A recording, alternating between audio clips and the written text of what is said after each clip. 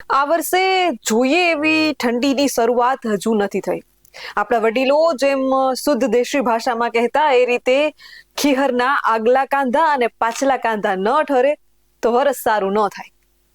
એટલે મૂંઝવણ એ છે કે હજુ ઠંડીની શરૂઆત નથી થઈ, એટલે 2026નું ચોમાસું કેવું રહેશે અને ઠંડીની શરૂઆત ક્યારે થશે અને કેવી ઠંડી પડશે, આગામી 7 દિવસ સુધીની હવામાનની શું આગાહી છે તેના વિશે વિશેષ ચર્ચા કરવાની છે.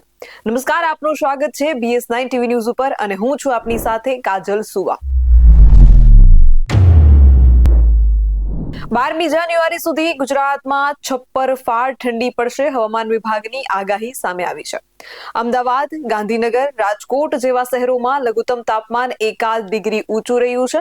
ત્યારે આગામી 7 દિવસ ગુજરાતમાં ઠંડી અને વરસાદની સ્થિતિ કેવી રહેશે તે અંગેની હવામાન વિભાગની આગાહી વિશે જો ચર્ચા કરીએ તો ગુજરાતમાં હાલ પડી રહેલી ઠંડીથી 5 દિવસ કોઈ પણ રાહત મળે તેવી આગાહી નથી. ગુજરાતમાં હાલ ઉત્તર પૂર્વથી પૂર્વ તરફના પવનો ફૂંકાઈ રહ્યા છે અને આજે ગુજરાતમાં સૌથી ઓછું લઘુત્તમ તાપમાન નલિયામાં નોંધાયું છે.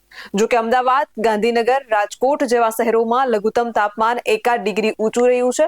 ત્યારે આગામી 7 દિવસ ગુજરાતમાં ઠંડી અને વરસાદની સ્થિતિ કેવી રહેશે તે અંગે હવામાન વિભાગે શું આગાહી કરી છે તેની ચર્ચા કરીએ.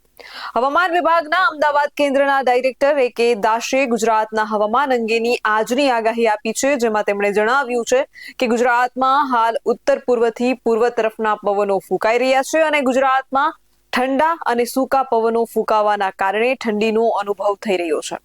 ગુજરાતમાં આગામી 7 દિવસ એટલે કે 12મી જાન્યુઆરી સુધી હવામાન શુષ્ક રહેવાની આગાહી છે.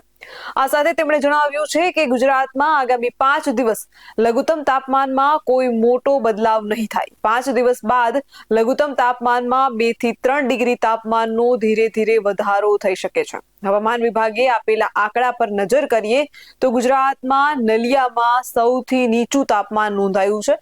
નલિયામાં 7.5 ડિગ્રી લઘુત્તમ તાપમાન નોંધાયું છે. નલિયામાં નોર્મલથી 2 ડિગ્રી તાપમાન નીચું નોંધાયું છે. આ સાથે અમદાવાદમાં 13 ડિગ્રી અને ગાંધીનગરમાં 11.2 ડિગ્રી, સુરતમાં 15 ડિગ્રી અને વડોદરામાં 13.6 ડિગ્રી તાપમાન નોંધાયું છે.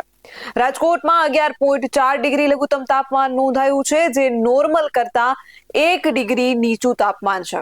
ભારતીય હવામાન વિભાગે જણાવ્યું છે કે પંજાબ, હરિયાણા અને ચંદીગઢમાં 6 થી 9 જાન્યુઆરી, પશ્ચિમ રાજસ્થાનમાં 8 થી 10 જાન્યુઆરી અને પૂર્વ રાજસ્થાનમાં 6 થી 10 જાન્યુઆરી, છત્તીસગઢમાં 6 થી 8 જાન્યુઆરી અને ઝારખંડમાં 6 થી 7 જાન્યુઆરી દરમિયાન શીતલહેર આવવાની શક્યતા છે. વધુમાં 7 જાન્યુઆરીએ મધ્યપ્રદેશ, બિહાર અને ગંગા પશ્ચિમ બંગાળમાં ઠંડીની સ્થિતિ જે છે તે વિકસી શકે છે.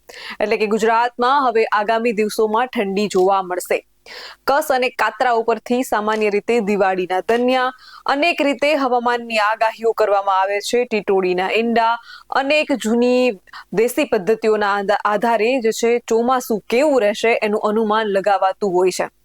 ત્યારે આ વર્ષે ઠંડી જેવી પડવી જોઈએ તેવી ડિસેમ્બરમાં અને હજુ જાન્યુઆરી સુધીમાં પડી નથી. એટલે ક્યાંક ને ક્યાંક 2026ના ચોમાસાને લઈને ખેડૂતોમાં અને લોકોમાં એ વાતો પ્રવર્તી રહી છે કે 2026નું ચોમાસું કેવું રહેશે. પરંતુ તમારા પ્રશ્નનો હલ અહીં એ કરવા માંગુ છું, કારણ કે જ્યારે પરેશ ગોસ્વામી સાથે BS9ના માધ્યમથી એક ડિબેટ કરી હતી ત્યારે હવામાન નિષ્ણાતનું એવું કહેવું હતું કે 2026નું ચોમાસું જે છે તે રાબેતા મુજબ સમયસર જ આવી જશે અને સારું ચોમાસું રહે એવી શક્યતા છે.